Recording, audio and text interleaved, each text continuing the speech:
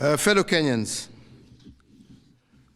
on the 9th of August of 2022, Kenyans participated in an election that ushered in new leaders at all levels of our governance realm.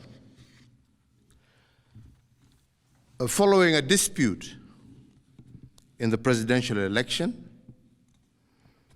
a petition was filed in our Supreme Court for determination of validity of the results, and the Supreme Court has today pronounced itself on this matter. When I was sworn in as your president, I made a pledge to the country, a pledge to uphold the rule of law and the decisions made by the judiciary on all matters appertaining to our governance. Today, the Supreme Court made a ruling on the presidential dispute, upholding the results announced by the Independent Electoral and Boundaries Commission on the 15th of August, 2022. And in keeping to the pledge that I made to uphold the rule of law when I took the oath of office, I commit to executing the orders of this court to the letter. The process of handing over is in progress through the Assumption of Office Committee, which actually has already begun its work as of August 10th, 2022. And indeed, it is my intention to oversee a smooth transition to the next administration, and all the necessary orders to facilitate this process have already been issued. And because democracy is a work in progress, I urge the country to respect the institutions that midwife our new leaders.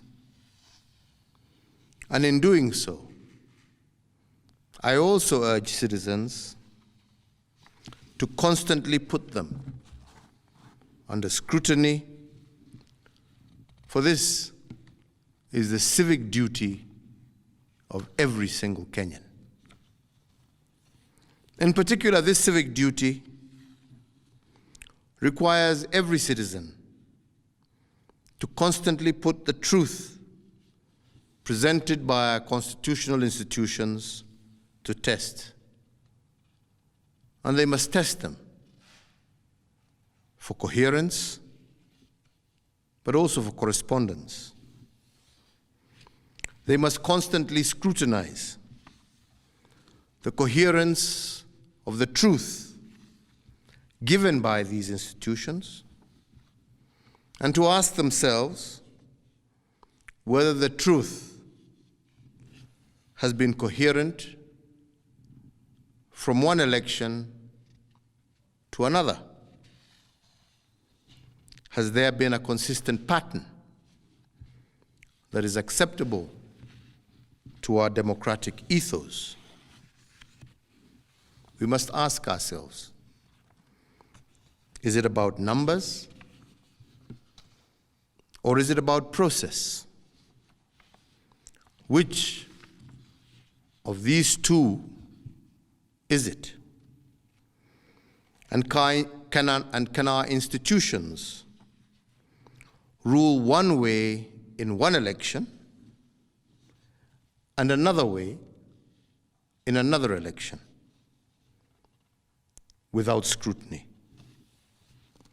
I do invite you, Kenyans, to keep vigil, and indeed to hold all institutions to account. The second thing we must place under scrutiny is whether the truth given by institutions has correspondence. That is, do the truths given by our institutions correspond with what is observable by the citizen? True beliefs and true judgments must correspond to the actual state of affairs. But do our constitutional institutions meet this threshold? While we must appreciate these institutions, we must also hold them to account at every juncture. And their truth has to be consistent and coherent. This is the only way we will build our democracy. I want to take this opportunity